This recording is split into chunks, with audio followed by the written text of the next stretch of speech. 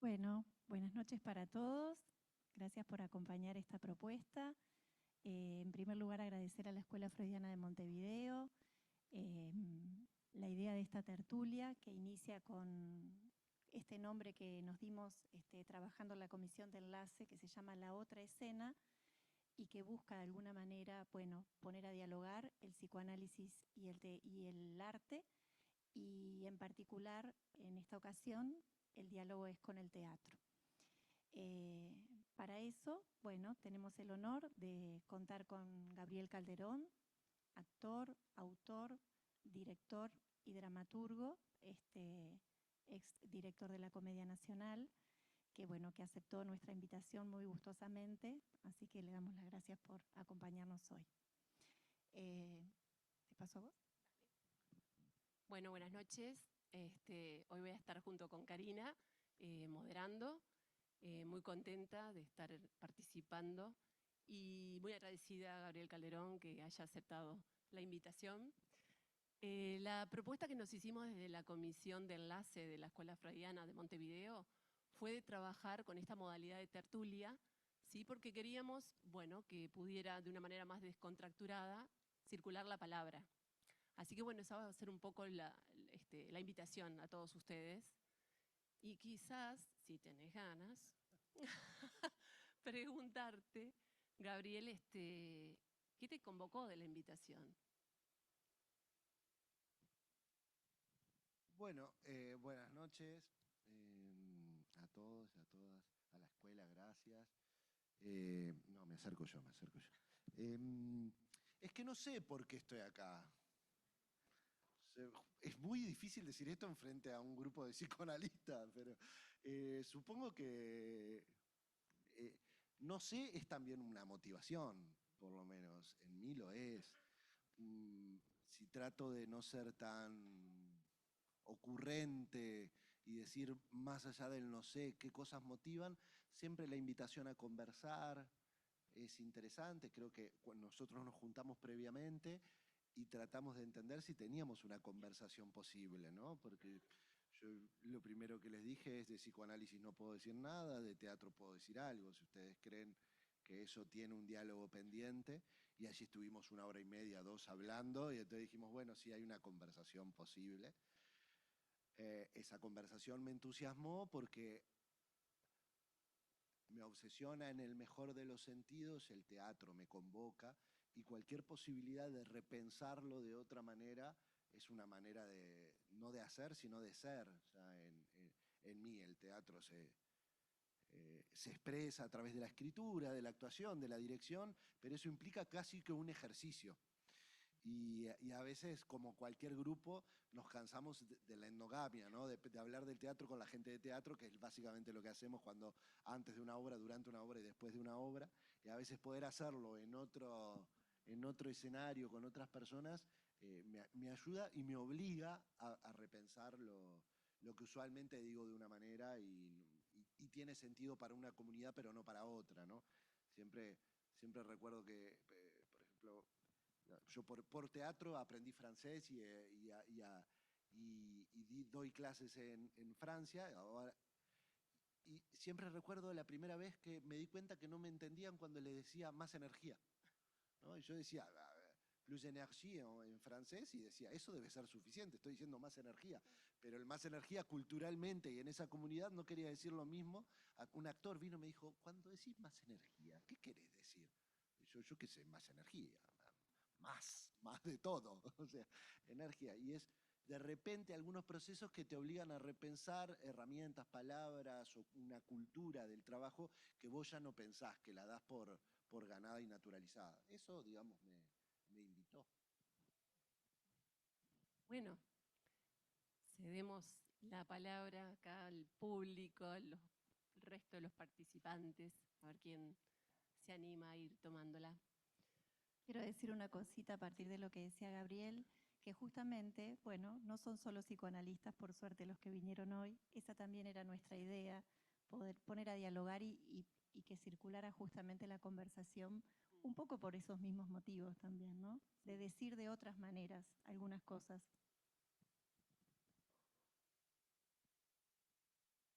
que bueno, abrimos la charla.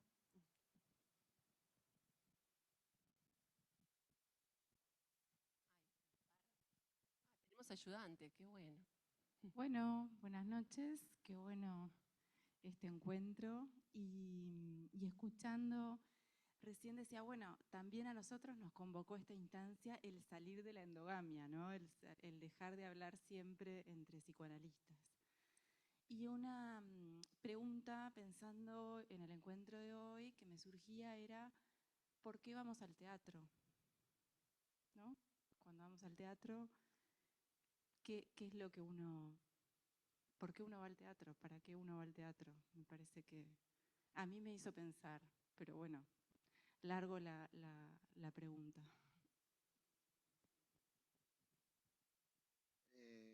Sí, no sé, es una pregunta que tiene, en mi caso que hago teatro, esa es la primera razón. Yo voy al teatro porque lo hago, entonces ya estoy obligado un poco. Eh, sí entiendo que es una pregunta que tiene distintas respuestas en distintas épocas, ¿no? Yo pasé, en una primera época, cuando yo era estudiante de teatro, me acuerdo estar estudiando en el Teatro Circular y sentirme pleno. Sentirme pleno diciendo, me encanta el día que tengo teatro, que eran 2 veces por semana, es un buen día, ¿no? Entonces, en algún momento, no me acuerdo exactamente cuál era la pregunta, pero me acuerdo de mi respuesta, que yo decía, miren, si mi vida va a ser estudiar teatro, tener talleres de teatro y preparar una muestra a final de año, compro. Digo, no es que yo pretendía mucho más del teatro, ¿no? Ya había un estar allí, un hacer obras, un aprender, un enfrentarse todo el tiempo en un espacio muy, vamos a ver, no muy protegido, pero de cierta protección al hacer cosas que no sabes hacer, ¿no? La principal es ser alguien que no sos, que se te crea cuando no es mentira, ¿no? Todos unos procesos imposibles que me apasionaban. ¿Cómo me hacen hacer esto si no se puede hacer? Eso me fascinó siempre. Después, evidentemente, cuando uno empecé a hacer teatro, vamos a decir, profesionalmente o dirigí, ya no es suficiente para explicar por qué uno sigue haciéndolo. En su última época, creo que es una respuesta personal, pero muy distinta a la de los espectadores, podría decir 2 cosas sobre ver teatro. Yo creo que lo principal, y esto es casi como una arenga cuando tengo que decirle o explicarle a la gente por qué el teatro es maravilloso, suponiendo que nadie lo cree, ¿no?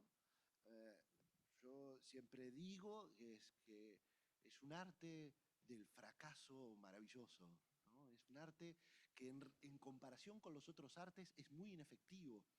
Es decir, hay que hacerlo siempre, ¿no? Uno pinta un buen cuadro y quedó para siempre. Escribe un buen libro y ahí está.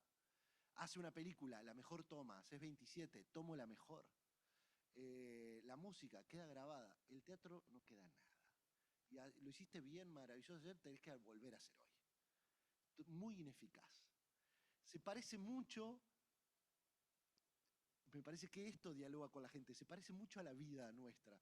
Nos preparamos mucho para lo mejor, pero somos lo que somos. Vamos a tener una cita, ensayo, me visto, ideo, y después sale lo que puede, ¿no? No sale lo que planifiqué. Y con eso trato de decir qué bien salió, ¿no? Me digo a mí mismo, y cómo estuve. Ese proceso teatral del fracaso que tiene que, hacia los otros tiene que parecer un éxito, vamos a decir así, tiene que parecer defectos que parecen virtudes, se parecen mucho a la vida. Nosotros ensayamos mucho una obra de teatro, la gente, o sea, participa mucha gente, no conseguimos plata, el actor a veces no logra lo que quería hacer, el director no se logra expresar, la obra no es buena, sin embargo viene, la gente aplaude y al final muchas veces cuando salimos nos dice, che, qué bien. Y nosotros no le decimos, no, si supieras lo que íbamos, le ponemos cara de, sí, bueno, en general, sea muy buena, mala o regular la obra. Tenemos este proceso en el que sabemos que lo damos todo por hacer lo mejor posible y después aceptamos con hidalguía la verdad, la realidad. Eso es porque yo creo que la gente sigue viniendo, porque si no, no entiendo por qué sigue viniendo, ¿no? Qué proceso particular. Y lo otro, y con esto termino, es que yo voy al teatro para ver actores y actrices, esa es mi pasión. ¿No? Creo que historias cuenta mejor el cine o la literatura, belleza plástica, las artes plásticas, ¿sí? Todas las artes nos han superado, pero el teatro tiene una cosa que no tienen los demás, que es gente viva haciendo cosas que parecen extraordinarias. Dice Tony Puig, que es un gestor catalán que admiro mucho, gente ordinaria haciendo cosas extraordinarias. Y eso yo los culpabilizo en el mejor de los sentidos a los actores y las actrices, y creo que veo teatro por eso. Bueno, algo así. Gabriel, te quería hacer un par de preguntas como para poder pensar contigo en relación, bueno, un poco a lo que veníamos hablando antes y a esto que dijiste ahora. En relación a lo que veníamos hablando antes, que era, yo te preguntaba un poco de cómo las obras, de cómo el trabajar en teatro obra en vos también de alguna manera, a nivel emocional, por ejemplo. Y por ahí la pregunta es, bueno, vos planteas que el teatro es efímero en comparación con otras artes, pero calculo que no salís igual después de o haber escrito una obra, o haber dirigido una obra, o haber actuado una obra. Me parece que la obra obra en vos también transformaciones. Entonces, preguntarte un poco por ahí. Y luego en esto que decías, que te escuché decirlo hace un ratito también, es mentira en relación al teatro. Preguntarte si vos entendés una diferencia de repente entre mentira y ficción, por lo que se juega por lo que se juega de la historia de cada actor cuando pone en escena un personaje. Que no es él, es verdad, pero hay algo ahí que se juega de él, que creo que llamarle mentira capaz que es embarrar un poco la cancha. O sea, por ahí. Empiezo por la anterior, pero me quiero acordarlo de embarrar la cancha porque me gusta. Si es embarrar la cancha, entonces el teatro le gusta. Dice, bueno, ok, estamos hablando, pero ahora volveré al teatro, a lo que yo hago, porque también el teatro es como un jardín lleno de gente haciendo cosas muy distintas, pensando cosas sobre el teatro muy distintas. En relación a lo primero, que concreto, me olvidé de la pregunta. No, bueno, eso no. Evidentemente, no, es imposible salir igual. Tampoco es bastante imposible saber si vas a salir mejor o peor o distinto, ¿no? En el teatro no sería el mejor proceso para asegurar que algo va a mejorar o va a empeorar en este sentido. Lo que sí podría decir es que no hay manera de salir impune por un proceso teatral. Digo, hay una manera y es hacerlo mal, ¿no? Es decir, si vos pasás y nada de eso te toca y vos no pones nada en el proceso, en el escenario, ¿no? El verdadero teatro o el teatro que a mí me gusta le gasta la vida a las personas, ¿no? O sea, vas a salir de allí muy modificado. No sé si mejor, pero muy, muy distinto. Ese peaje artístico a mí es también parte de mi motivación. Yo sé cómo empieza un proceso, nunca exactamente cómo va a terminar, ¿no? Y ese proceso no depende de mí solo, depende de cómo las personas. En el caso de los actores y las actrices, que es esta pasión, es evidente para ellos que el único material de trabajo bueno, singular, que tienen para poner es su cuerpo, sus emociones y su vida. Eso es lo que lo diferencia de los otros, ¿no? Escenografía, vestuario, todo lo otro se puede conseguir, comprar, diseñar, pero su cuerpo, su materialidad, su alma, su espíritu, su vida, no. Y nosotros no queremos hacer Hamlet, queremos que un actor, actriz particular haga Hamlet. Y la gente viene a ver ese intento, no viene a ver tanto Hamlet, que no sabe qué es. Entonces, ese intento tiene mucho valor, más que el logro, ¿no? Si lo intenta bien, decimos lo logró, ¿no? Exactamente. Yo he visto actuaciones memorables que le digo, qué bien, ¿cómo lo haces? Nada, que no sabe. No es que lo sabe, no es su trabajo saberlo, su trabajo es intentarlo bien siempre. Todos los actores y las actrices tienen una frase común que a mí me gusta mucho, que es que cuando sienten que lo tienen, lo perdieron. Es terrible, ¿no? Que en general lo tienen cuando lo están buscando. Y que el día que dijeron, acá, ya el otro día, no, ya no está. Es tremendo. Entonces, eso es maravilloso. Hay que, es casi un entrenamiento del intento, que es un entrenamiento de conseguir, del producto. Y entonces esa percepción del trabajo intraescénico es muy distinta a la percepción del espectador de lo que está sucediendo, ¿no? El espectador ve que lo está haciendo, ¿cómo no lo va? Yo lo vi, me acuerdo, era maravilloso tu Hamlet. Bueno, nosotros estábamos en otro trabajo y era justamente nuestro trabajo. Eso, por un lado. Y que el actor y la actriz, en relación al proceso y el peaje, es todo un proceso escolar, ¿no? En el escolar estoy hablando de pedagógico, que no se hace solo en la escuela de teatro, sino de que es un aprendizaje muy largo en cómo yo pongo, ofrezco mi cuerpo y mis emociones, pero a su vez protegiéndolas. Bueno, habría que preguntarle a los actores y las actrices, pero decir, cuando un actor o una actriz pone mucho de sí mismo, y vamos a decir mucho de sí mismo, es que hace algo arriesgado con el cuerpo, o trabaja con una emocionalidad de un terreno sensible que no domina del todo, es decir, ha tenido una experiencia de violencia y decide ponerla, ¿no? Yo no estoy ni siquiera suponiendo que el teatro lo pide, el teatro no lo pide, pero a veces los actores son los materiales que tienen, ¿no? Y dice, bueno, yo tengo que trabajar con esto. Sabe que el teatro no le va a devolver a ese nivel de sacrificio, ¿sí? Sabe que está poniendo en nivel de su materialidad lo que tiene para ser un personaje. El teatro, si le va a devolver buen teatro, que va a ser una buena performance. Pero incluso puede ser que no, ¿no? Puede ser que yo lo esté dando todo y mi actuación sea mala, ¿no? Por llamarla algo. Entonces, el ámbito del costo tiene que ver más con el sacrificio, que es una palabra que no me gusta, pero es lo que yo decido dar sin esperar nada a cambio. Pero ese resultado, digamos, eso que yo veo, por lo menos en los procesos que los actores y las actrices consiguen, es más del ámbito artístico, que calma algo del espíritu vital, ¿no? Es decir, tal vez uno está pasando un gran dolor afuera, el teatro no te va a curar eso lo vas a tener que trabajar, lo vas a tener que resolver, imagino yo, o no. Pero el teatro te puede ofrecer, si es en un buen proceso, un espacio seguro donde hacer teatro.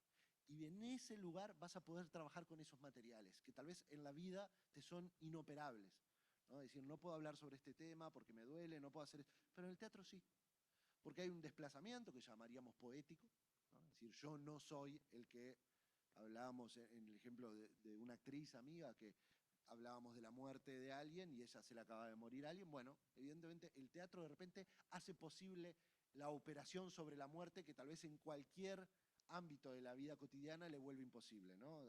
Alguien viene a hablar de la muerte y se le acaba de morir el padre, no puedo hablar de esto. Pero sin embargo, los actores y las actrices que saben que están actuando un personaje que no son, empiezan a hacer una serie de procedimientos que lo vuelve posible.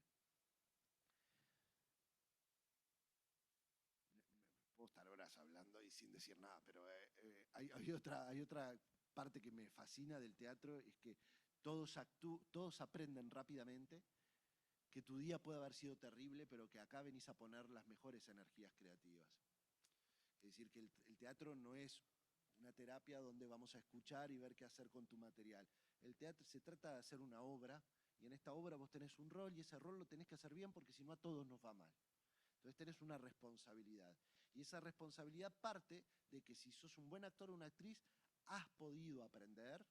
No somos perfectos, o sea que fracasamos haciendo esto muchas veces, pero sabemos que es nuestra responsabilidad agarrar las peores energías del día y transformarlas en algo positivo para la creación, no en algo positivo para la vida, ¿no? En algo que puedo haber tenido un día horrible, pero tengo que hacer la alquimia artística en que esto de repente se vuelva una energía creativa. Ese procedimiento yo lo veo todo el tiempo en el teatro, ¿no? Y lo veo casi como una disciplina militar, le diría. Llega alguien, tuvo un día horrible, pero no perdamos más tiempo, vamos. Y cómo inmediatamente empiezan a operar en un desplazamiento, algo que no podrían parar, no pudieron parar en el día hasta el momento del teatro, llega al teatro, pisan el escenario y empiezan a trabajar. ¿Eso lo hace bueno? ¿Lo hace...? No, yo lo que digo es que eso sucede. Y que muchas veces, si eso no sucediera, no podríamos hacer teatro. Si no encontraran un mecanismo para transformar esas energías, creo que además los grandes actores y las grandes actrices aprenden muy rápido a manejar esto de una manera que es misteriosa para uno. ¿No? Digo, ¿cómo hace?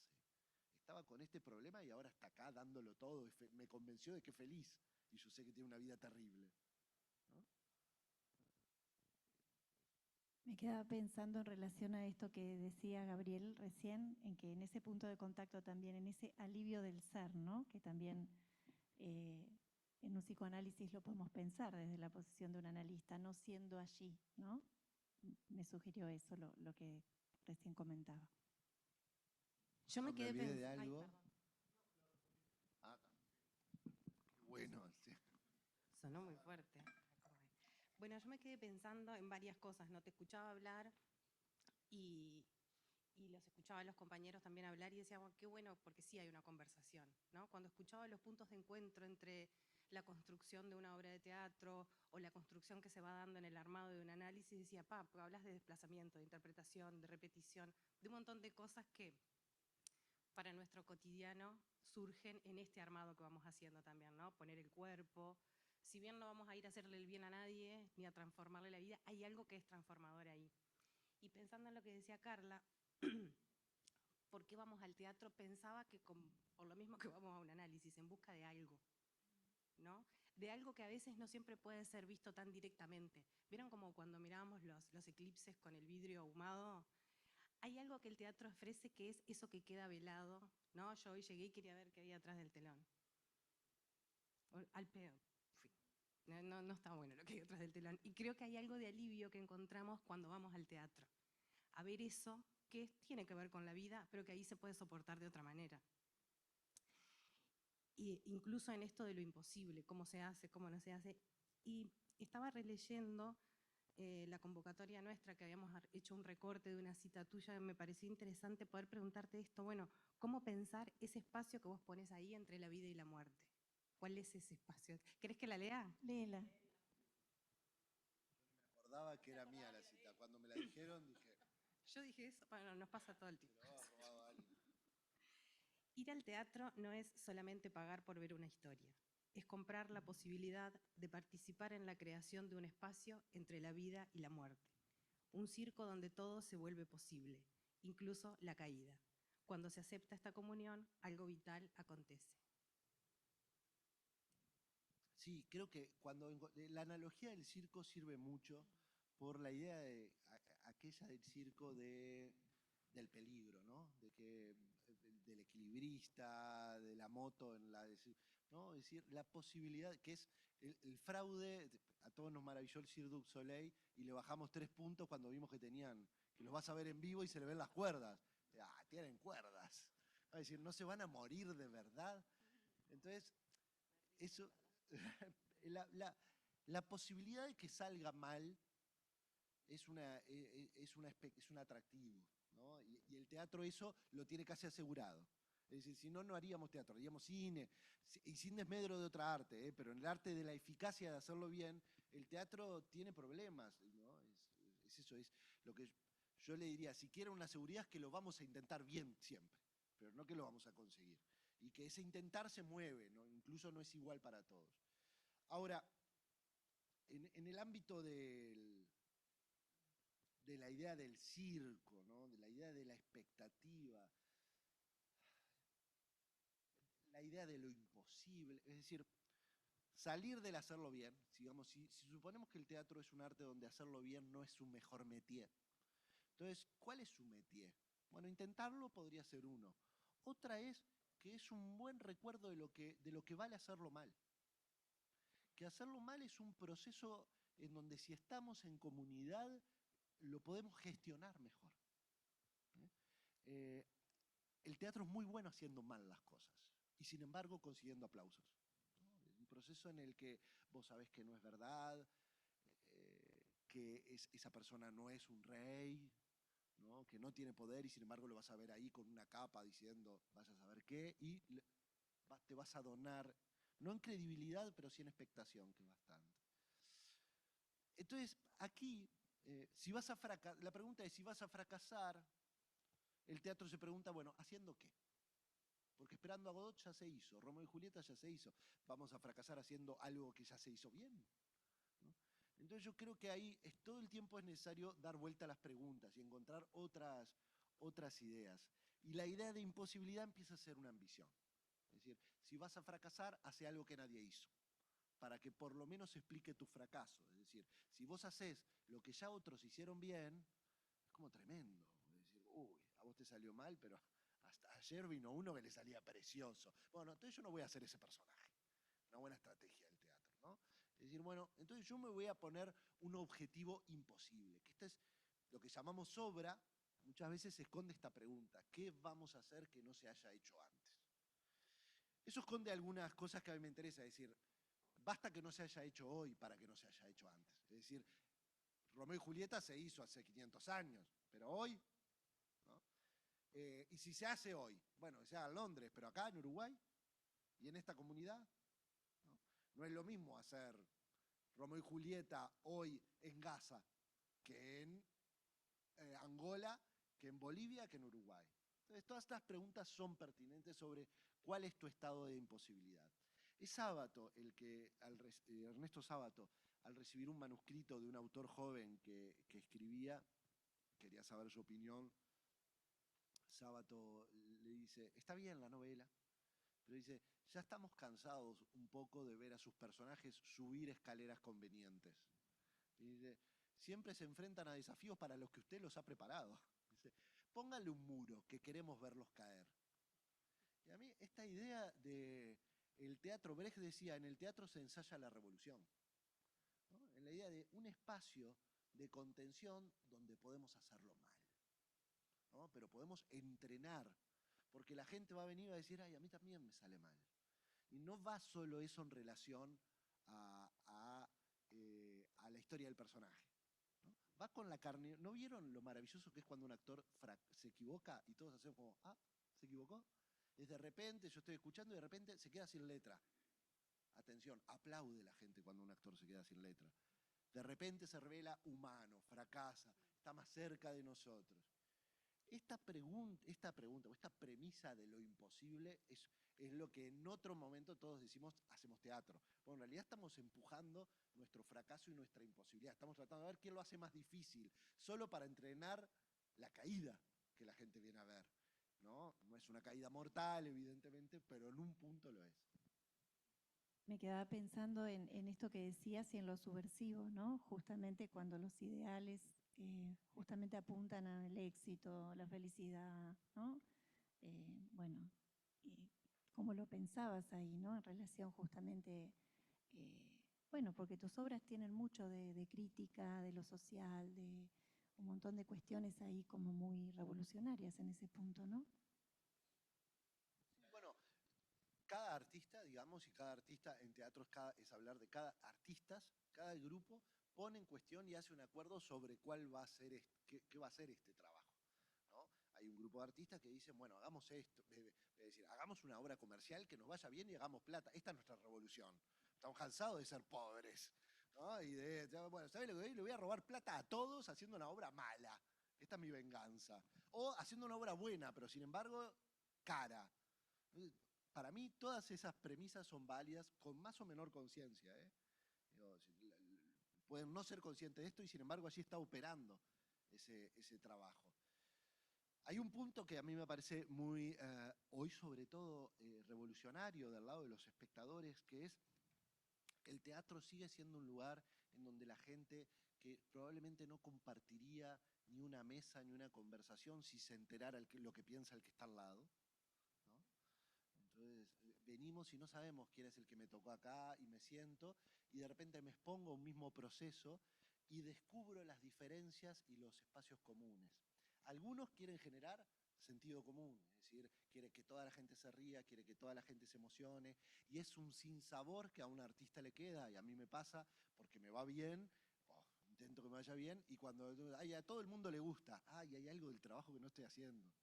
¿Bien? Porque el verdadero trabajo es cuando se genera un disenso fuerte, ¿no? El teatro no tiene que generar democracia necesariamente en el sentido de ver qué piensa la mayoría y hacer que eso sea el sentido común establecido. El teatro es el lugar de las diferencias. La gente entra, no sabe lo que piensa, se hace algo y este algo tiene que enervar esas diferencias. No tiene que calmarlas, no tiene que decir, ay, al menos en esto estamos de acuerdo. No, tiene que hacer un énfasis en el disenso. El ejercicio democrático es convivir ahora que sabemos que pensamos distinto, ¿no? Entonces allí hay, por esto a los artistas se los echa de la República, se los pone del otro lado del tablero. Esta incomodidad no es para un gobierno, ¿no? El gobierno diría, ay, por favor, calmate, que yo estoy gestionando, va a haber una guerra acá si seguís molestando. Esa relación siempre del bufón con el rey. Me río hasta que me cortan la cabeza, pero es el rol que tengo. Tengo que poder reírme y recordar todo el tiempo que hay cierta farsa en este procedimiento, ¿no? Es decir, que la convivencia es posible mientras sé que no. Toda esta contradicción, a mí me parece que es muy pertinente hoy, que hay que enervarla en el teatro, pero hay que sostenerla, es muy difícil.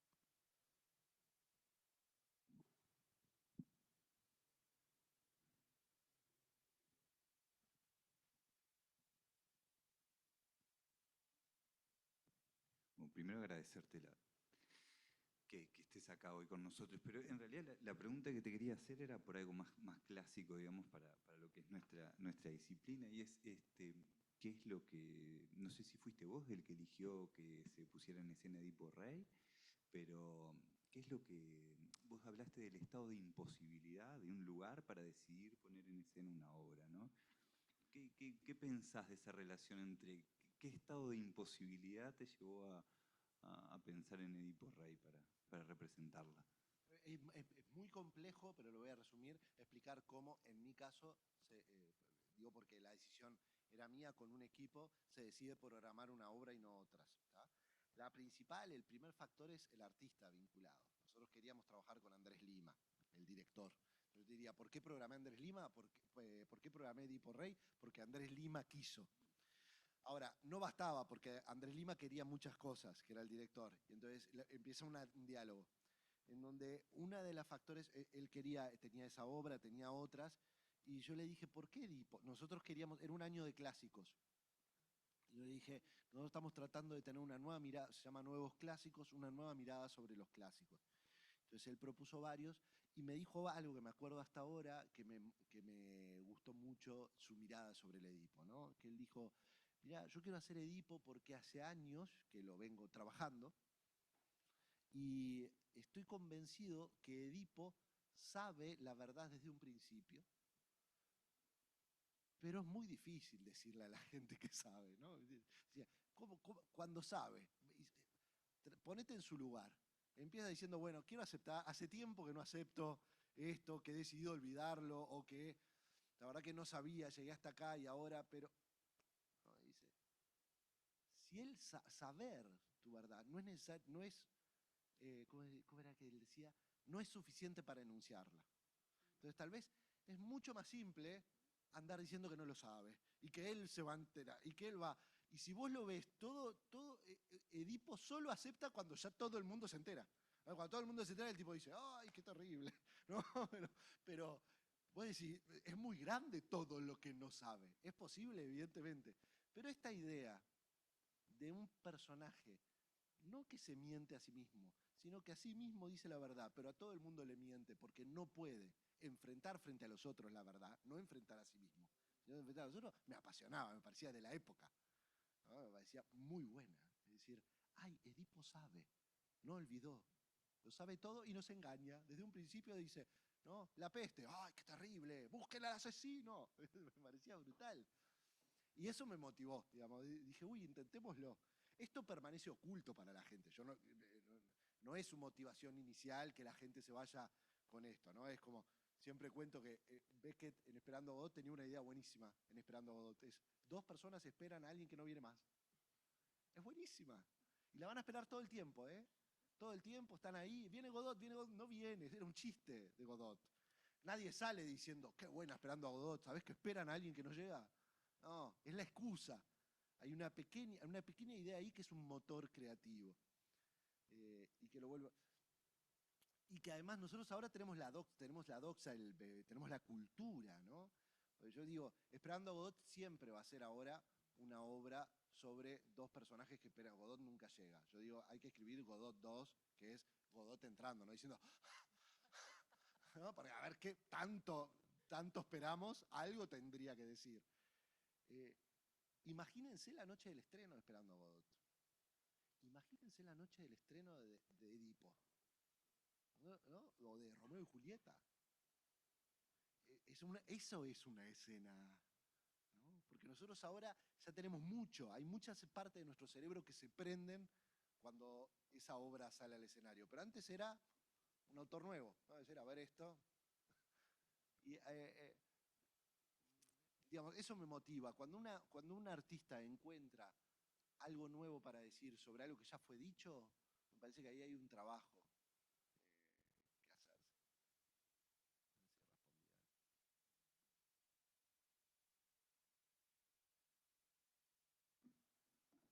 Estoy pensando varias cosas, pero una me recordó, que no la tengo bien presente la frase de Freud, pero que se refería a, bueno, que la vida se vuelve interesante cuando podés creer en la muerte, ¿no?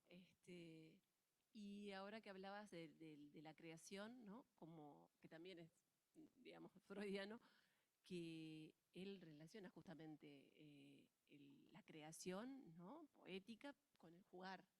Él hace una correlación ahí entre el juego, la creación, digamos, los pensamientos diurnos, pero por el lado de la fantasía, ¿no? Y la creación. O sea, que dice de alguna forma que es poder jugar. Y no sé si estás de acuerdo, pero de alguna manera decías que hacer algo diferente con lo imposible, pero jugar con eso. Es como dar entre los pliegues, ¿no? Hacer algo, es tratarlo. Pues sí, no se cura, pero se trata.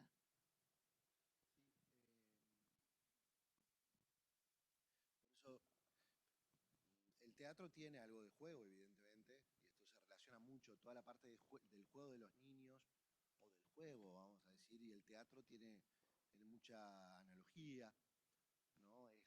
Javier Dolte, un autor argentino, dice, lo que se opone al juego no es la seriedad, es lo real, pero los niños juegan muy seriamente, ¿no? Y quien ha jugado al polilado... Bien, Freud, está perfecto. Yo lo escucho si no lo escucho por un autor teatral, para mí no existe. Lo tengo que ver en una obra de teatro. Puntos de contacto. Pero, digamos, esto se parece entonces a una obra de teatro, ¿no? Nosotros sabemos que no es verdad, jugamos, pero jugamos muy seriamente. Muy seriamente. Y esa seriedad es muy peligrosa. Muy peligrosa quiero decir que implica cosas muy serias nuestras. Pero cuando nosotros creemos que hay un juego posible, ¿no? Si nosotros nos dedicamos a jugar. Por poner un ejemplo personal, yo escribí una obra que se llama Ana contra la muerte. Sí, que no la pude conseguir. No importa, no importa. Yo se las cuento, yo se las cuento. Pero la escribí un año, la hice 2 años después del fallecimiento de mi hermana. Pero yo no tenía necesidad de trabajar en el teatro el fallecimiento de mi hermana. Pero evidentemente fue un evento tan grande para mí que a partir de allí todo uno lo lee en función de la muerte durante mucho tiempo. Pero de repente apareció un juego que me parecía posible, que había encontrado un autor que era Elías Canetti, que tiene un libro que se llama El libro sobre la muerte, no, El libro contra la muerte, que me parecía bellísimo. Toda su vida, él se propuso escribir un libro que finalmente encontrara los argumentos para parar a la muerte. Dice, tiene que haber, la palabra tiene poder, la palabra sana, la palabra potencia, crea, la palabra destruye, la palabra debería poder parar la muerte. Dice, si yo encuentro la combinación, dice, lo voy a lograr. Y él toda su vida estuvo intentando y escribió libros en donde estos argumentos aparecen. Se murió sin escribir el libro contra la muerte. Pero cuando se murió, su editor juntó todos los argumentos y escribió, digamos, editó el libro contra la muerte. Me pareció muy bello que él tuviera que morir para que el libro contra la muerte emergiera. En ese libro, que es maravilloso, él dice muchas cosas que para mí eran hiperteatrales, ¿no? Y decía, yo no sé si puedo parar la muerte, dice, pero si encuentro las palabras que avergüencen a Dios, tal vez la demoro. Dice, y en esos 2 segundos yo habré parado la muerte, ¿no? Entonces, de repente se amplió mucho el campo poético, ¿no? Sí, claro, estamos hablando de parar la muerte gigante, pero con distraerla, con hacerse el bobo un rato, con llamarla, hacer distraer, ¿no? Entonces me sentí muy motivado con ahora un material que yo tenía muy cercano, que era la potencialidad de la muerte, encontrar y jugar con ella, ¿no? Y evidentemente suspender por un rato una sola visión de la muerte, ¿no? Era liberador en este sentido. Yo podía trabajar con personas sobre algo que tenía muy impregnado en mí. Pero bueno, en relación a esto, todo ese proceso fue doloroso, serio, problemático, pero siempre fue muy liberador. Nunca sentí que estuviéramos, ni tampoco sentí que resolviera cosas de mi vida en relación al fallecimiento de mi hermana. Sentí sobre todo que resolví problemas teatrales que venía acarreando de antes. Y yo venía sintiendo que se había o agotado una manera de hacer teatro en mí, o que me faltaba mover algo, y de repente esta tragedia, por la cual digamos, no elegí para nada y no cambiaría nada del teatro y volvería a tener a mi hermana, pero no lo había elegido y ahora me daba una posibilidad libre de creación y encontraba evidentemente en un grupo de mucha confianza. Yo creo que esta palabra en el teatro es esencial, ¿no? Gente en la que confías para hacer estos procedimientos. Son procedimientos muy delicados, peligrosos en el peor de los sentidos, liberadores, te confunden, estás trabajando con tus emociones, tu gestualidad, enfrente a los otros, fracasando. Entonces la confianza es como un factor muy sine qua non.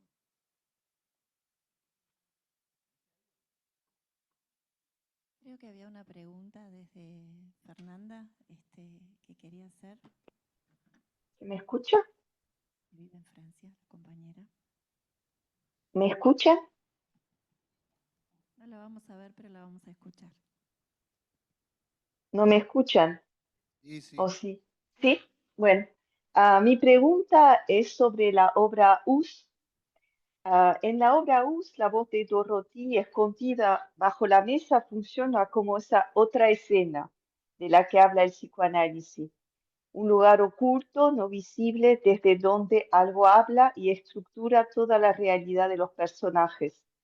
Cuando Grace, su madre, descubre que esa voz no viene de Dios, sino de su propia hija, no se trata de un simple engaño desmontado. Lo que se revela es el deseo que sostenía esta creencia.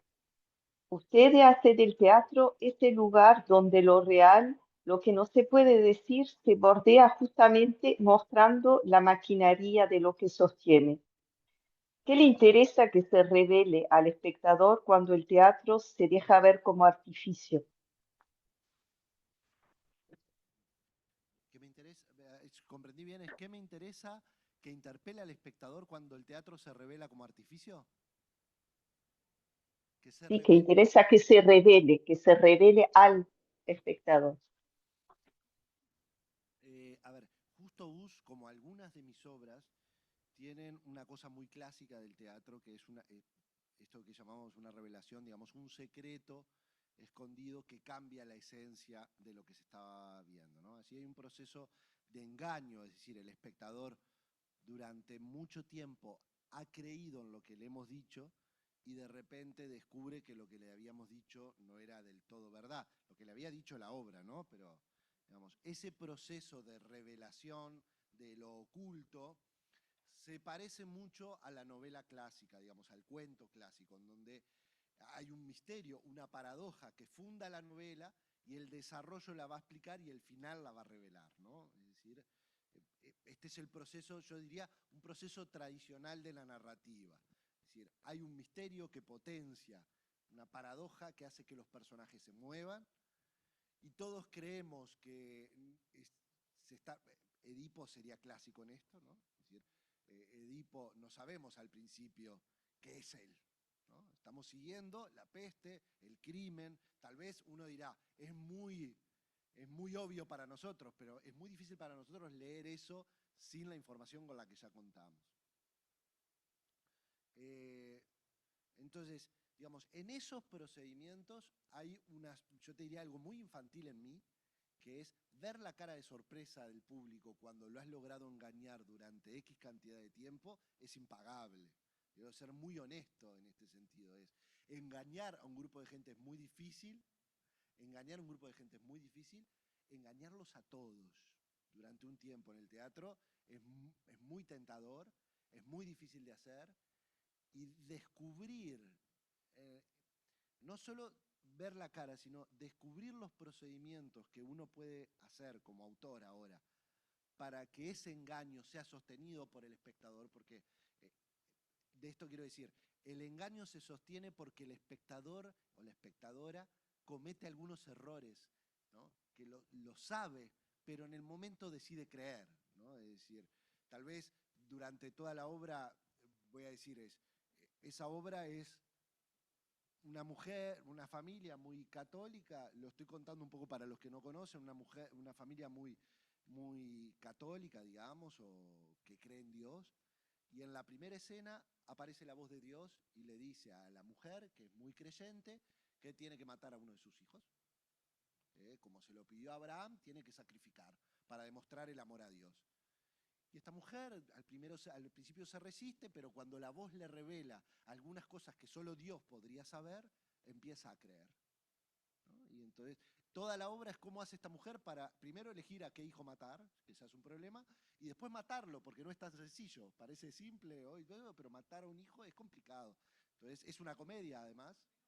Sí, menos mal, pero no, pero bueno. Cuando la obra se plantea casi como una comedia, todo se vuelve más divertido, ¿no? Porque le clava un cuchillo, pero así no se mata a nadie. Hay que clavar mucho un cuchillo para que alguien se muera. Entonces, clavarle un cuchillo ya genera toda una serie de problemas. En mamá me clavaste un cuchillo, ay, perdón, fue sin querer o queriendo. Todo eso era más divertido. Todo eso distrae al público, que empieza a olvidar poco a poco ¿Dios existe o no existe? Y es una pregunta que no tiene respuesta. Entonces, vamos a concentrarnos en lo que sí podemos responder. Cuando al final se revela, hay una hija a la que decide no matar a su hija, que es autista, y entonces hay toda una mirada muy cruel allí, porque el hijo al que decide matar dice, ¿por qué no matás a esta que no te habla, no te mira? ¿No? Si hay que elegir. Bueno, entonces hay toda una crueldad en la obra. Y al final se revela, pues la hija se pasa entrando y saliendo sin mucha razón, o por lo menos vos la ves entrar y salir, y está creada de tal manera la obra que no te das cuenta que ella entra y se pone debajo de la mesa cada vez que Dios va a hablar.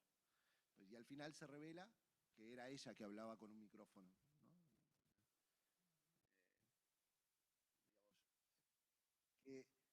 ¿Qué pretendía? Si te tengo que ser honesto, el único objetivo de esa obra era ver cuánto tiempo se podía reír la gente. Era una teoría que teníamos con un grupo de decir que la gente se cansa de reír. Eso era antes de leer neurobiología, que después leí sobre la risa, el cansancio, la droga, la dopamina, no, la serotonina, ahora se me fue, o la dopamina o la serotonina, digamos, la risa es un químico biológico, es un químico generado por el cerebro que no se puede reproducir artificialmente, y lo que pasa es que cuando nos reímos, básicamente nuestro cerebro dice, dame más de eso, ¿no? Entonces pasamos de estar así a estar así, y lo que nos pasa a mucha gente cuando vamos a algo que nos gusta reír es que nos drogamos, ¿no? Nos hemos reído tanto que quedamos como, y poco a poco nos reímos menos. Eso también. Y esa era la teoría que teníamos, es cuándo se da la cúspide de la risa. Y para eso necesitábamos tener un procedimiento, digo necesitábamos porque éramos un grupo, donde la gente estuviera preocupado siguiendo una historia y no pensando en su risa, porque basta decir, voy a hacerlos reír mucho rato y ya no me voy a reír y no me vas a sacar un chiste. Entonces mientras desplazás y estás en otro tema, y lo que queríamos era eso, digamos, no más que eso. El procedimiento que encontramos era un procedimiento tradicional de engaño y revelación al final. Me gustaría tener una respuesta más inteligente que esa, pero era verdaderamente eso. Justo me preguntás algo que me obsesiona, porque todo el siglo XX ha trabajado sobre la idea de abandonar los finales, ¿no? Es decir, esta idea le pasa a las series o a las películas, vieron que de repente empiezan con un gran misterio, o que las series que no están a la altura los finales de todo lo que te prometen. La generación de una expectativa en una obra es todo un tema, porque la gente dice, bueno, que yo voy a creer en esto que me decís, pero ¿para qué? ¿Para qué voy a depositar en vos? Entonces una obra se abre, como cualquier obra de arte, se abre como un contrato de expectativas. Yo te digo que voy a hacer ciertas cosas y vos decidís creer que las voy a hacer. Defraudar la expectativa es un trabajo que el arte ha hecho muy bien en el siglo XX, por decirlo rápidamente, pero diciendo, creíste y sos un tonto, una tonta por haber creído, porque el arte no se encarga de satisfacer tus expectativas. El arte se trabaja en un diálogo, una tensión, o trabaja sobre otras cosas. Entonces, digamos, yo empecé a hacer teatro en el 2003, 2004, 2002. Yo ya, digamos, soy siglo XXI, no debería volver al ciclo de las expectativas. Pero la verdad es que el siglo XX detonó todo y ahora nosotros tenemos estos materiales, desde la manera tradicional de la revelación del final, el trabajo de la tensión, que es más el arte moderno que trabaja sobre la tensión, o lo que Piglia llama lo kafkiano, que es la revelación al inicio del final, ¿no? Es decir, empezamos diciéndote cuál es el secreto, y eso perturba todo el desarrollo de la obra, ¿no? Es decir, como si yo diera vuelta a esta obra y les muestro el principio que ella es Dios. A partir de ahora ves toda la comedia sabiendo que encima ni siquiera Dios existe. Y hay muchos más, muchos procedimientos más que no tiene sentido andar ahora.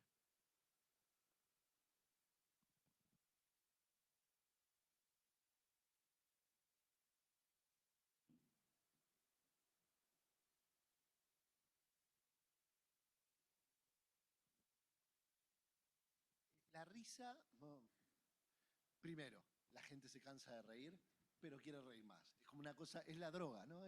Funciona bien como una droga. No puede más, no está pasándola bien, pero quiere seguir. Era como algo, yo salía, veía a la gente salir agotada, digo, qué bien, y dice, pero ya está, ¿no? Ay, no, yo la vería de nuevo, te dice, pero estás agotada. Entonces hay algo de...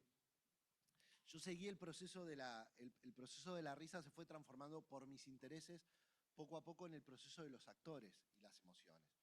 Yo tuve una segunda obra, esa es una pentalogía, que empieza con Us. La segunda es Or, tal vez la vida sea ridícula, y se hacía la siguiente pregunta, y es,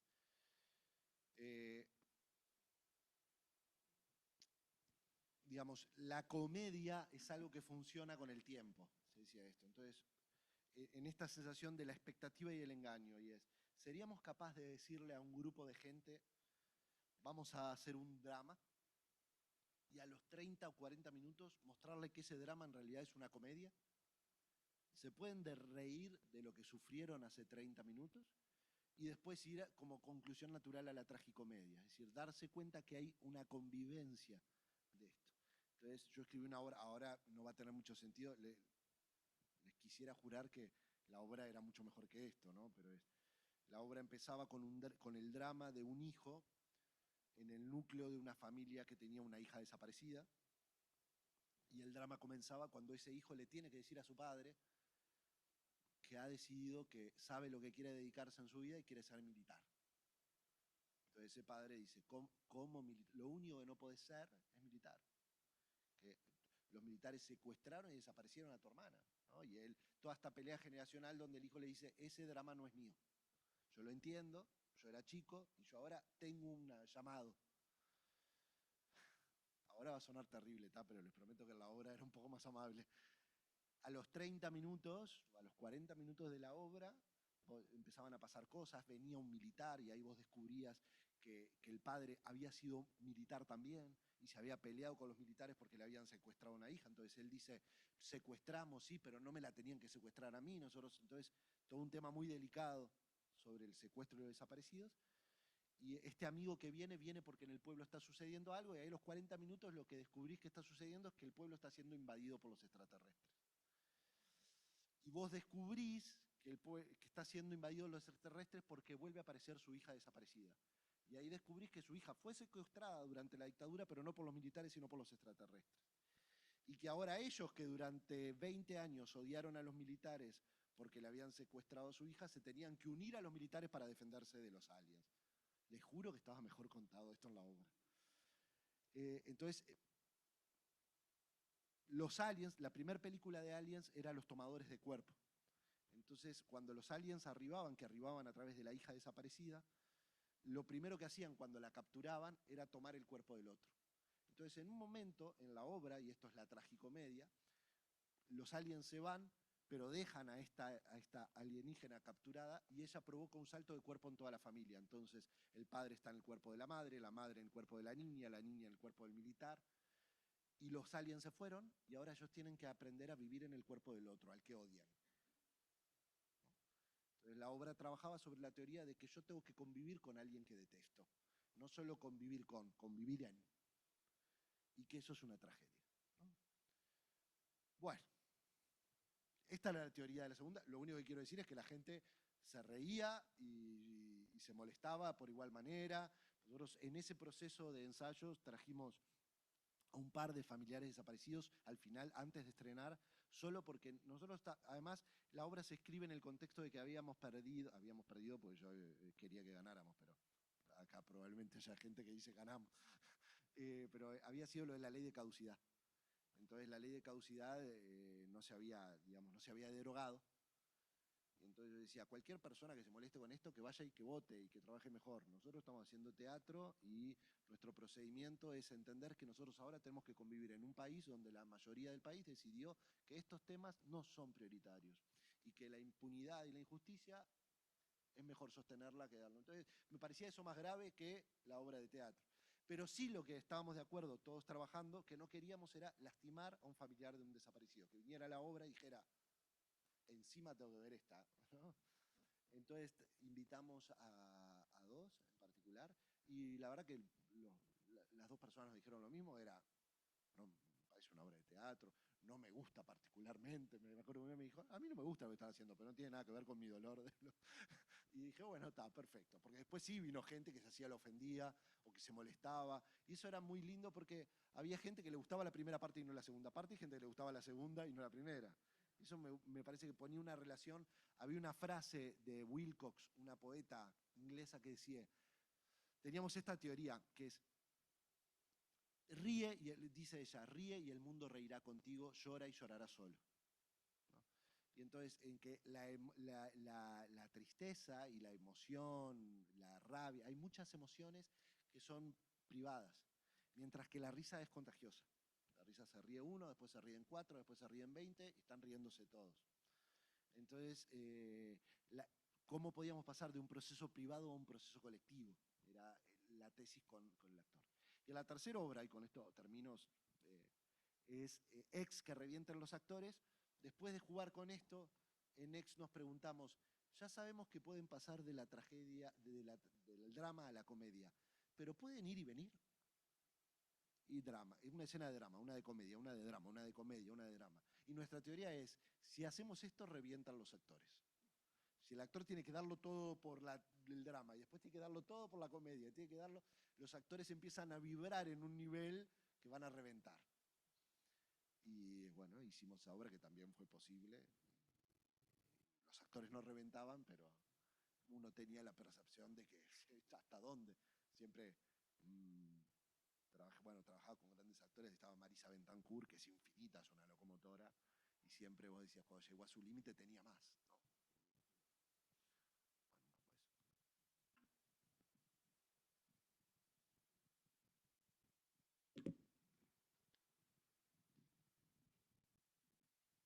Hola, buenas noches para todos y para todos. Son más bien comentarios y preguntas que me vengo haciendo y como para compartirlas.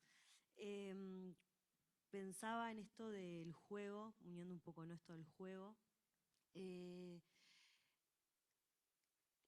lugar del actor o de la actriz, cuando sucede el hecho escénico, ese lugar de, vos decías, bueno, un rato ser quien uno no es, tomado por la noción de presente, pensaba en eso, ¿no? Cómo el presente habilita eso, le da esa posibilidad al actor o a la actriz.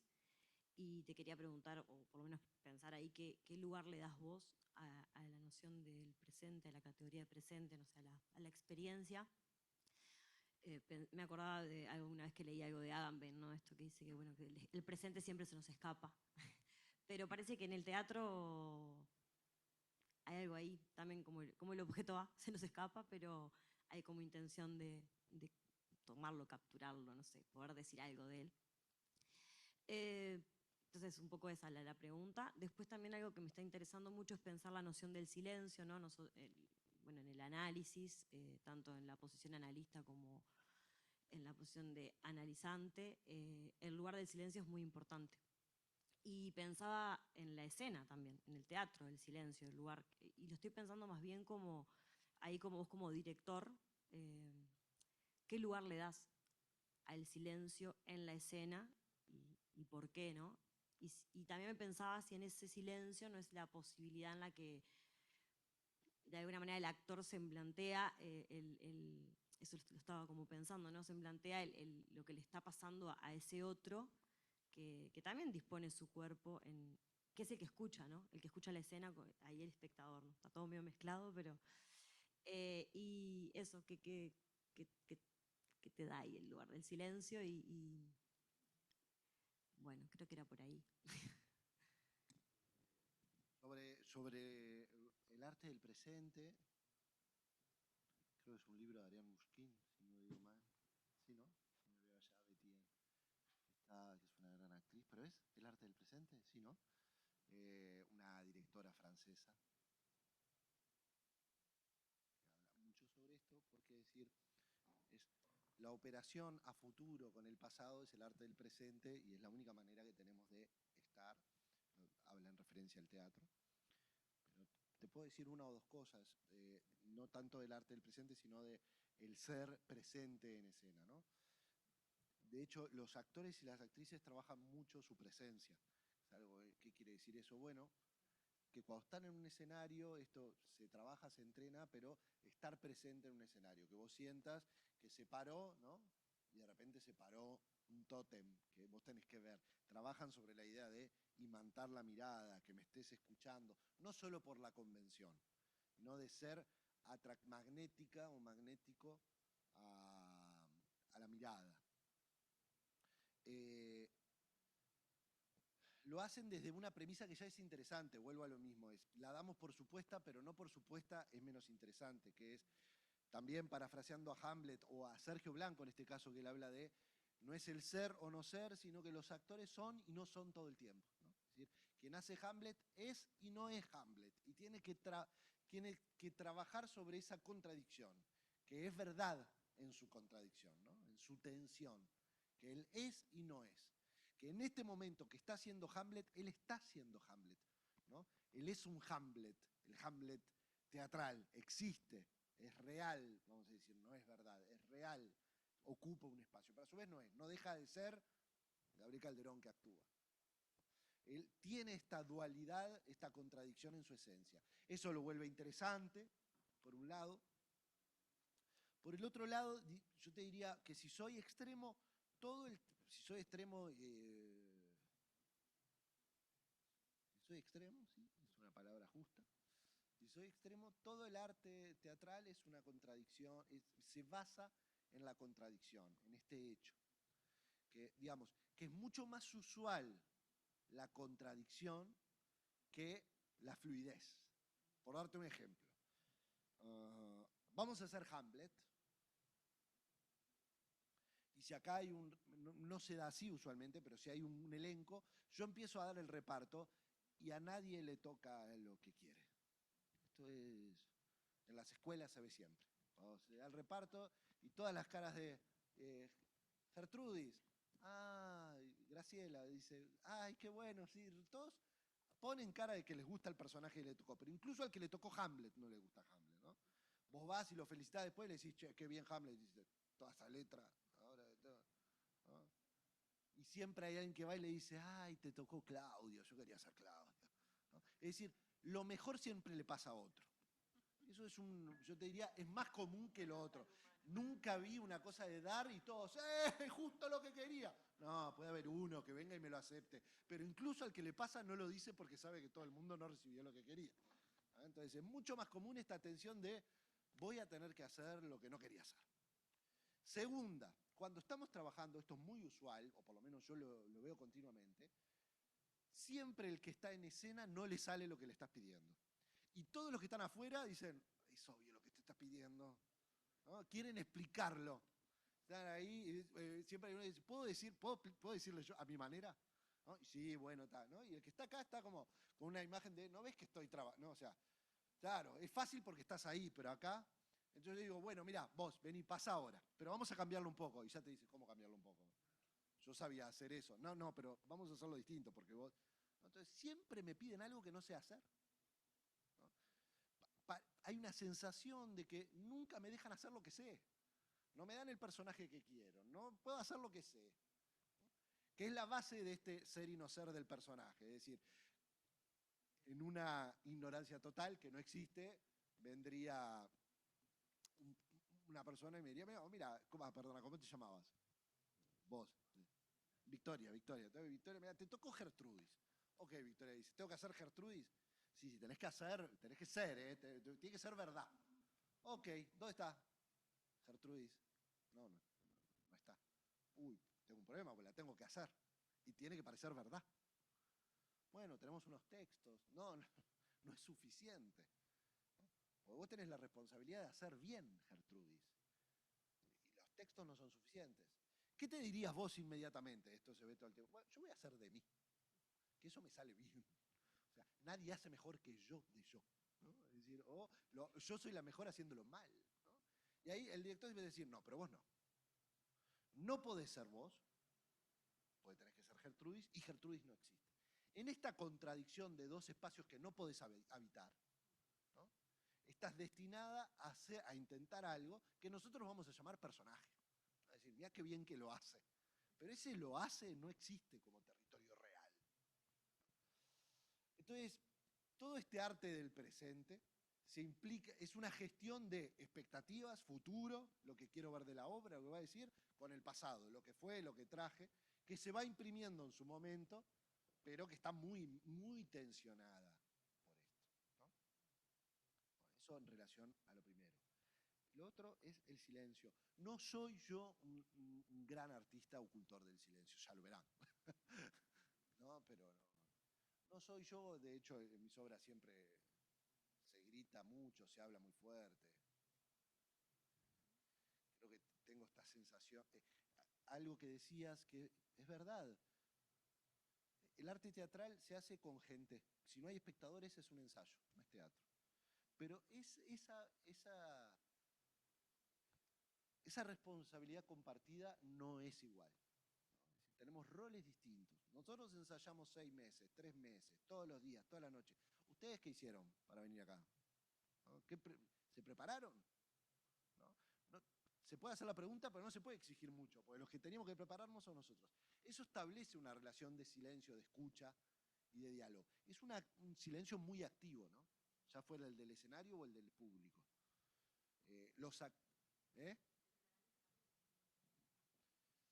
Los actores hablan muchísimo de esto, por ejemplo, la gente no habla, pero los actores y las actrices saben cómo está el público.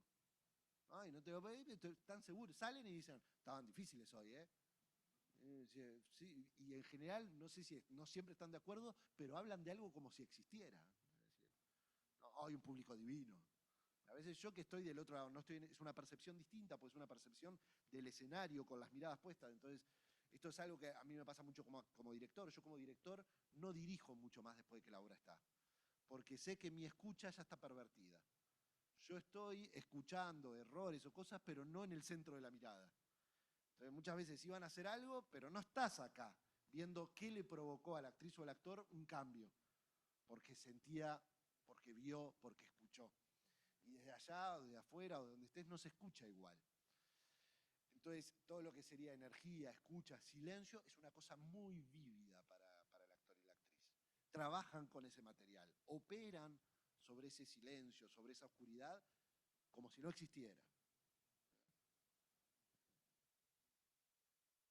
Entonces, digamos, no es algo sobre lo que yo trabajo, pero sin duda que no habría teatro si eso no existiera, si no fuera real. Por ejemplo, es muy claro cuando el público se está perdiendo en una obra. Los actores lo sienten, no están prestando atención, ¿no? Y están todos así. Pero sabemos que su mente está en otro lado. Es maravilloso ver cómo hacen ciertos actores y actrices para recuperar la atención, ¿no? Hacen ciertas cosas y de repente volvés a sentir a todo el público. Que a mí me pasa como espectador, a veces estoy ahí y me pierdo, no estoy todo el tiempo, ¿no? Entonces a veces dijeron algo que me interesó y me fui. Y de repente pasó algo y yo, ay, ¿qué pasó? Y ya me vuelven a tener, pero hasta porque me lo perdí. Pero me di cuenta que el procedimiento está activo en mí, el de llamar la atención. Bueno, esto que me sucede aleatoriamente como espectador, soy consciente de que los actores y las actrices lo entrenan muchísimo. Como volver a capturar en el silencio la expectación del público.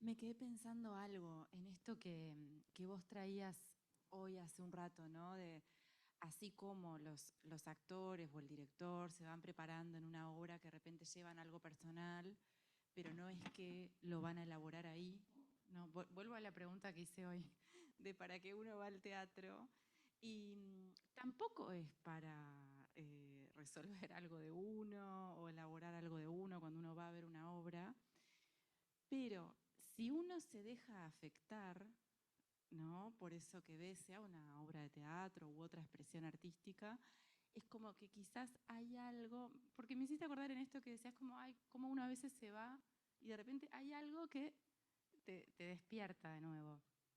Entonces pensaba que ahí quizás hay algo que presta una significancia que uno se puede llevar, ¿no? Como para, porque muchas veces, viste, que de repente uno va a ver una obra que ya leíste el libro, que ya conoces de qué se trata y sin embargo vas igual y sabes que es durísima. Y decís, bueno, ay, ¿para qué vine? ¿No? Y bueno, como que hay algo ahí que me parece que se pone a jugar incluso con esto vivo del teatro, ¿no? Bueno, sin duda que tratamos al público como una unidad y no lo es, y todos tienen muchos intereses, ideas y vidas distintas. Eso es parte del juego. Yo comulgo con esa idea, muchas veces digo, la obra era mala, pero me sirvió porque me puse a resolver cosas. ¿No? Te digo, esta obra ya no va a ir bien, entonces voy a aprovechar este tiempo, que es algo que en la vida no me doy. ¿No? De repente estoy acá, bueno, ahora 30 minutos para resolver esto. No, ahora entré a la obra, ya veo que esto no se va a resolver y yo trabajo. ¿No? Y a veces la obra trabaja sobre mí. ¿No? En esos procesos uno diría, está habilitado. Incluso, y la obra puede ser buena y pasarme lo mismo. ¿No? Es decir, me gusta y sin embargo hay momentos que me voy.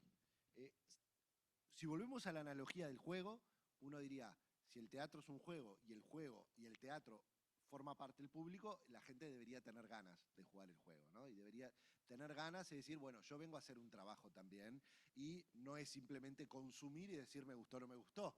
Eso es posible, está bien, pero yo no le llamaría teatro, le llamaría del orden de otras cosas, del consumo, y se puede dar en casi cualquier dispositivo. Acá sí, si venís con ganas y haces un trabajo, puede ser muy útil para vos, independientemente del valor de la obra, que la obra crea que tiene sobre sí misma.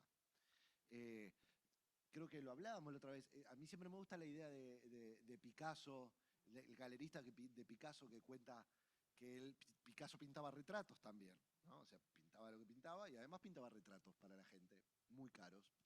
Y una vez viene una señora de mucha plata a buscar su retrato y Picasso pintaba retratos a lo Picasso, no era que pintaba retratos, ¿no? Entonces, el galerista cuenta que la señora viene a buscar su retrato y Picasso la lleva y descubre, ¿no? Y es una cosa, Picasso. Y la mujer hace así, Picasso le dice, bueno, ahora aparecerse, ¿eh?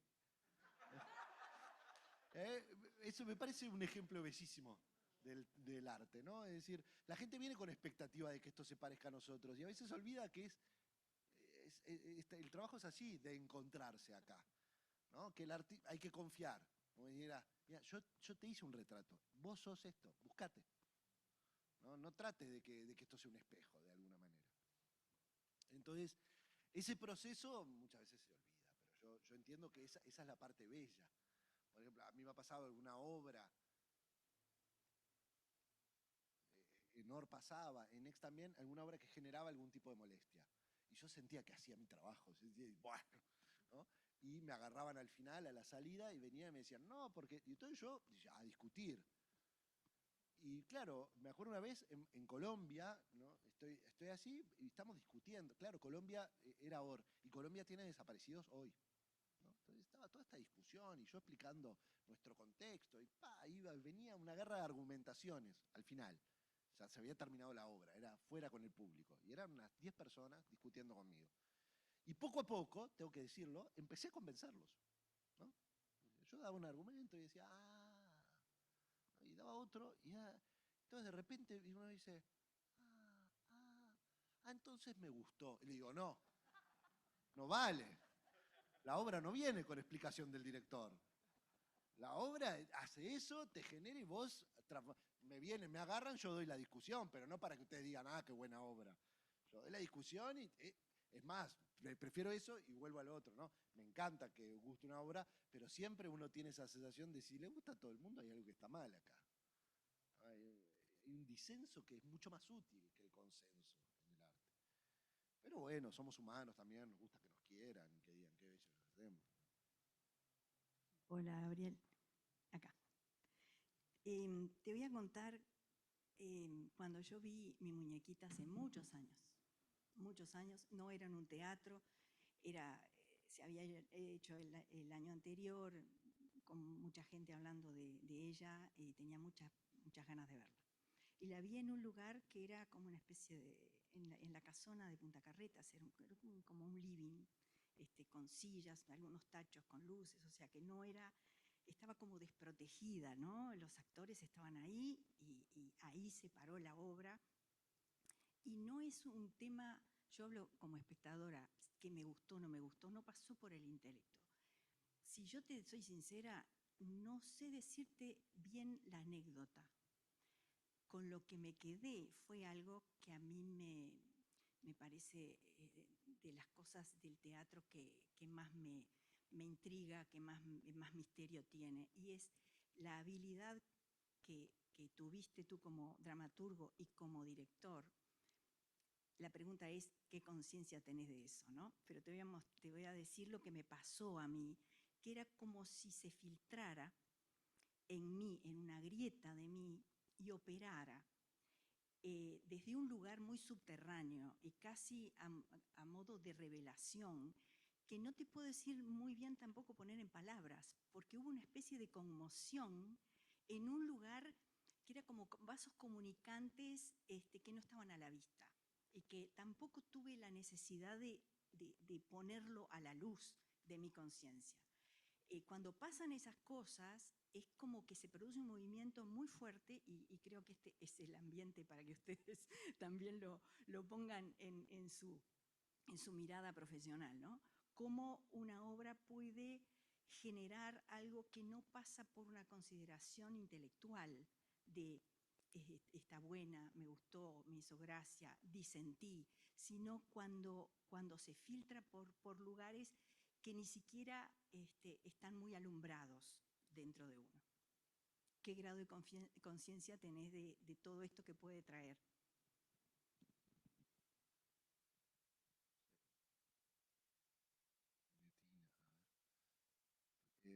Para ser honesto, no, o sea, el grado de conciencia lo construí después, porque en el momento yo estaba tan sorprendido como me di cuenta por lo que producía que habíamos hecho algo, ¿no? Nosotros estábamos más haciendo, pero de repente estábamos preparando una obra para teatro joven nosotros, y el teatro joven era muy distinto al teatro profesional, digamos. Nosotros estábamos preparando una obra que iba a durar 45 minutos, entonces era fuerte y rápida, y sabíamos que el público de teatro joven era muy activo. Entonces, si no te parabas bien, te gritaban, ¿no? Estábamos preparando para una guerra, de alguna manera, y ya habíamos presentado 3 años seguidos y éramos conocidos, entonces teníamos una presión de, el año pasado nos gritaron, no sé. Y de repente, por algunas lógicas, no pudimos presentarnos en el Teatro Joven, nos pasamos a presentar a las 12 de la noche en el Teatro Circular, ¿no? Con un público más parecido a nuestros padres que a Teatro Joven. Y de repente empezamos a ver una conmoción de la que nosotros dijimos, para, ¿qué estamos haciendo? ¿Qué? No, y todos poníamos cara de gracias, sí, qué bien lo que hacíamos, pero yo lo primero que te diría es que para mí la muñequita fue una gran escuela, en la que yo tengo hasta ahora la imagen de estar en la sala 2 tirado, viendo la obra y a la gente tratando de entender qué era lo que pasaba, ¿no? ¿Por qué genera esto? Uno de los primeros aprendizajes fue te diría. El primero fue, cambió el público y cambió la obra, se volvió mucho más violenta de lo que era. Para nosotros era, no, digo violenta y yo sé que le baja el precio en un sentido de que hay algo del lenguaje inaprensible de la experiencia teatral. También sé esto, y me queda como lección, es que no tiene que ver mucho con tu voluntad de hacer algo. A veces lo haces, ¿no? Mientras estás intentando otra cosa y lo tenés que firmar igual. Que eso es lo que buscamos muchos de los que hacemos teatro. Te diría algo, o por lo menos que me pasa a mí, es por haber visto una o dos obras así, de vez en cuando es que nos dedicamos toda nuestra vida a esto. El teatro mancha de una manera, ¿no? Que algunos pueden haber visto una buena obra, pero cuando ves una obra que te golpea, 40 años haciendo teatro, no hay problema, porque sabes que en todo el resto de las obras estás muy cerca, estás allí, estás siempre, ¿no? Y de repente pasan una que no lo esperás. Y a cualquiera que haya visto o estado en una obra de estas, sabe que mancha para mucho rato, ¿no? Y también sé que es muy difícil, ¿no? Porque es esta particularidad del teatro que es, tenés que verla justo en esa función, ¿no? En esa función, andás a ver si la veías en el circular. Andás a ver si la veías, por ejemplo, La Muñequita se hizo 5 años, 4 y pico, los viernes tras noche, a las 12 de la noche. Y nos iba tan bien en un momento que el circular nos dijo, les doy el domingo. Y lo pasamos a hacer el domingo a las 5 de la tarde. Era un dramón. Lo que era vivido como una discoteca el sábado a las 12, el viernes a las 12 de la noche, pasó a ser, nosotros decíamos, ¿qué estamos haciendo mal? Había cambiado, venía gente mayor a las 5 de la tarde un domingo y nosotros, no sé qué dice, esta gente está mal. Entonces, el primer procedimiento fue que hay una cosa de lo que haces, pero que una comprensión del entorno, de cómo eso cambia, para mí fue una escuela real en ese sentido. Lo segundo es esta lección que queda para adelante, ¿no? Por un lado, no está relacionado con la falsa humildad, sino con una humildad real de que los actores y las actrices también lo saben hacer, de que tengo que hacerlo mejor, pero no todo está en mis manos, ¿no? Es decir, yo te diría, no era La Muñequita la obra en donde yo estuve dándolo todo siempre, ¿no?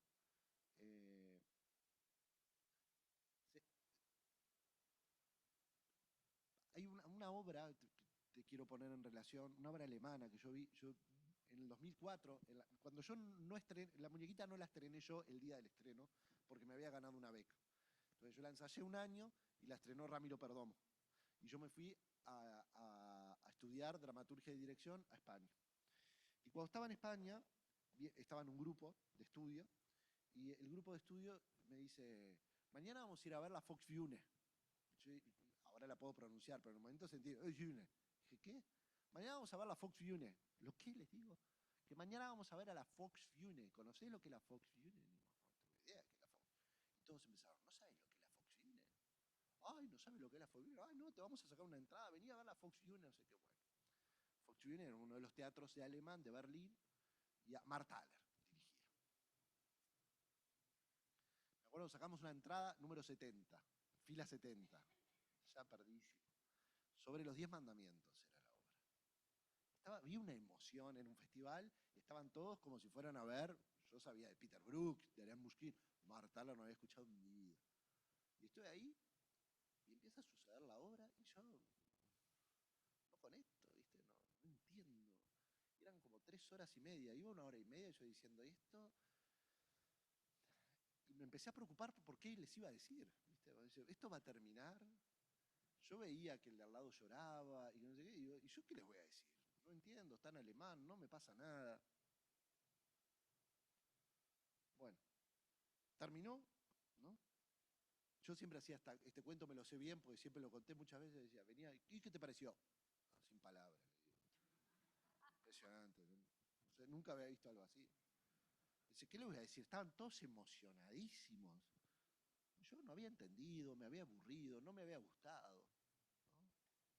Habían cosas que sucedían en el escenario con las que yo estaba teórica, tenía 20 años, ¿no? Pero eso está mal, decía yo, estoy en contra. Por ejemplo, me acuerdo de ver una gran escenografía que reproducía tal cual una esquina de Berlín.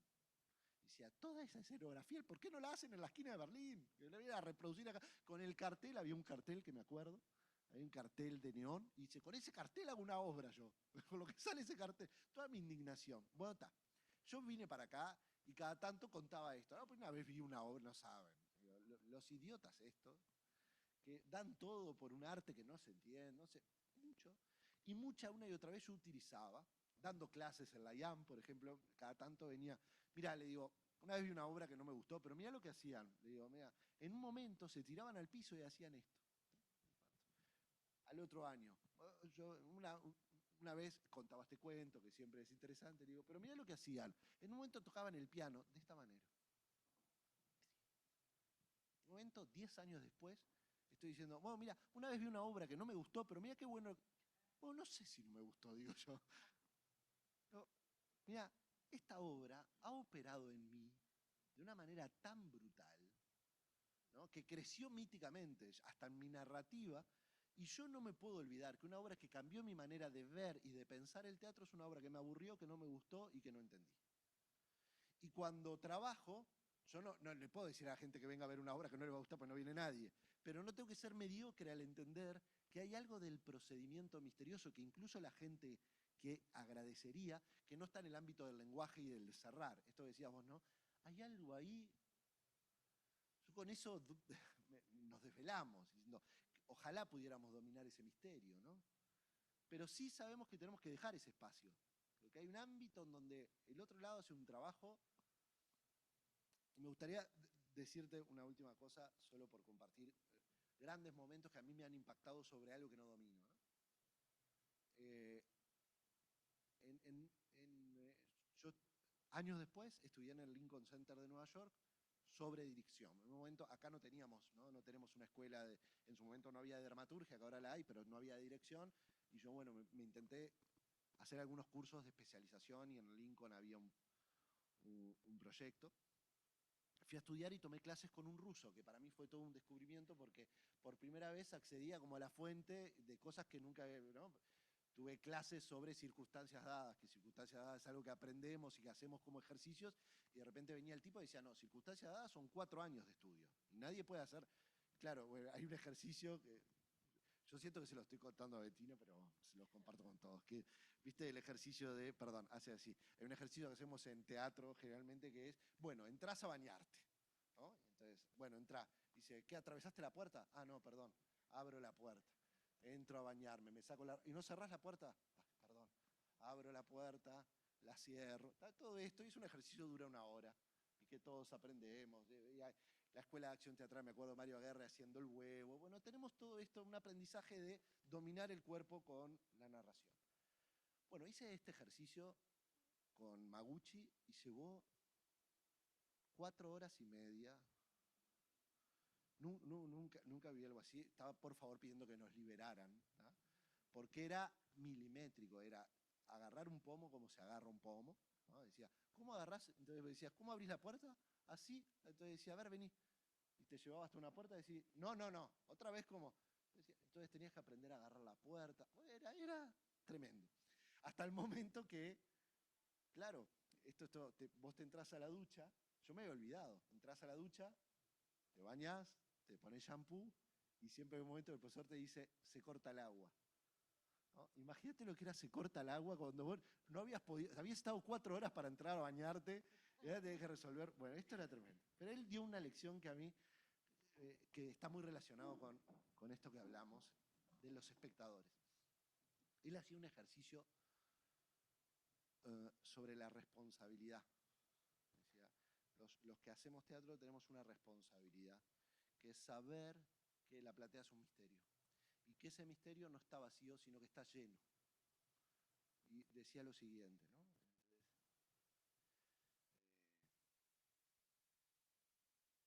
Hacíamos un ejercicio sobre la muerte en aquel momento, que era que cada uno le contaba, vos te juntabas con alguien y le contabas la primera vez o la vez más fuerte que te habías enfrentado a la muerte. Se lo contabas en 5 minutos con lujo de detalles. Y la otra persona te lo contaba a vos. Y después teníamos que pasar, todos hacíamos lo mismo, cada uno con su pareja, ¿no? Y él te decía detalles. Quiero que le cuentes detalles, color, luz del día, temperatura. Después la otra persona, vos escuchabas sabiendo que ibas a tener que pasar acá, ibas a contar en primera persona la muerte, el enfrentamiento de la muerte del otro, ¿no? Bueno, fue un ejercicio de todo un día tremendo. Tremendo porque escuchábamos historias de muerte de gente que estaba ahí.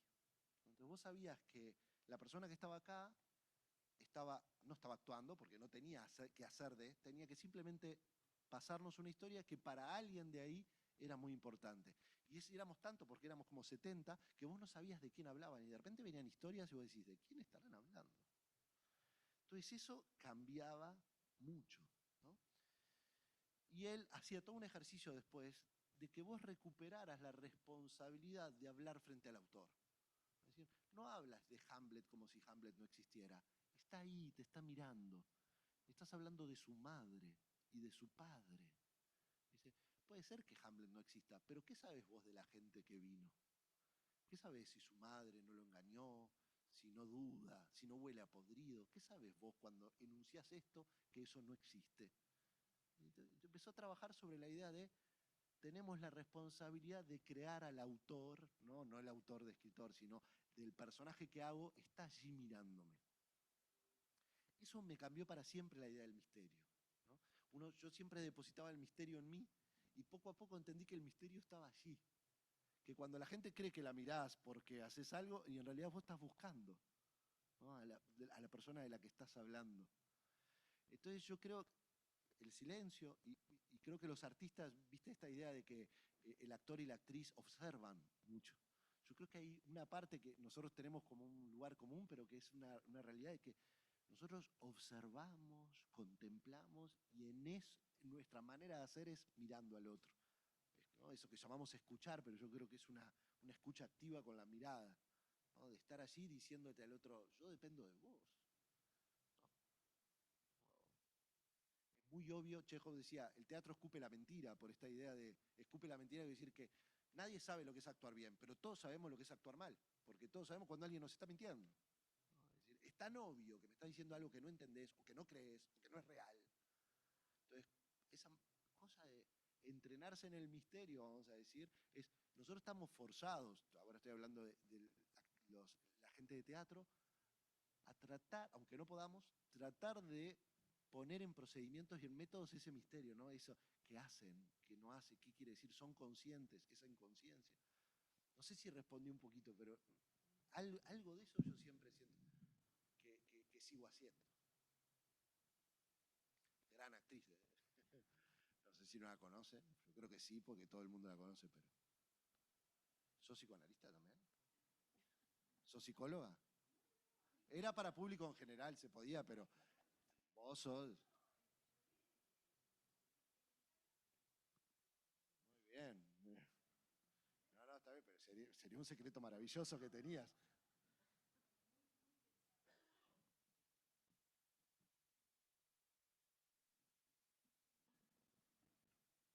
Bueno, si les parece, vamos dando por finalizada la tertulia.